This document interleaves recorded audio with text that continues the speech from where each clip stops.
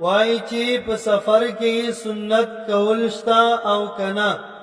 الجواب وبالله التوفیق. محترم اورورا سنت کول که په حضر کې وی او که په سفر کې وی، یعنی که حاضر وی او که په سفر کې وی، په دواړو حالاتو کې سنت شتا. د سنتو پرېښودل په یو طریقه هم نشتا. د غیر مقلد خبر دادا چې سنت پریدا او بس فرض وکا، نور هیڅ خبر نشتا. او دلیلم داوی چې الله رب العالمین خپل فرض معاف کړي، نو بیا سنت خو به طریق الاولا معاف دي. محترمه اصل کی خبر دادا چې یو حقوق الله دی بل حقوق العباد دی. فرض کول حقوق الله دی، دا د الله حق ده. الله به انسان ته معافی وکي په هغه صورت کې چې کله دغه انسان نه دغه فرضم په یو صورت کې تینه پاتې شي یا ترې قضا سي بیرته را وګرځي. لیکن حقوق العباد چې کوم دی هغه سنت دی، دا په هغه طریقې سره معاف کیږي چې کله بندا په خپل معافی وکي. لکه څنګه چې یو سړی غیبت وکي ترغی پر الله رب العالمین بخله وترکی چې دغه انسان دغه د چا غیبت چې کړي داغه نه معافی وغاړي، الله به ورته بخنه کوي.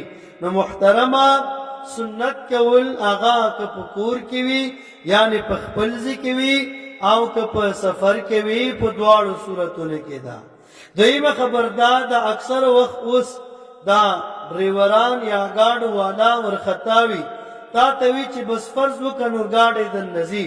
نو محترمه که داسې صورتو مشکل جوړېده رسیدل نکیدل، بیا د تکلیف ته وجنا دغه سنت چې ونشي بیا څه مشکل نه لري.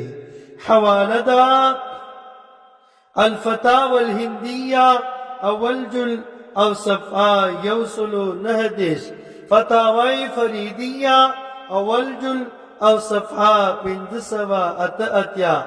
الدر المختار دویم جل او صفحه یوصلو یودش. نجم الفتاوى دویم جل او صفحه 300. احسن الفتاوى سلورم جل او صفحه یوصلو 200. کتاب الفتاوى دویم جل او صفحه 300 9. جامع الفتاوى پنځم جل او صفحه 200. فتاوی رحیمیه پنځم جل او صفحه یوصلو 6.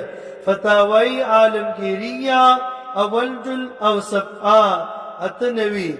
رسائل الارکان صفحه یوصلو 300. البحر الرائق دویم جل او صفحه 209. فتاوی محمودیه وم جل او صفحه 514. السلام علیکم ورحمة الله وبرکاته.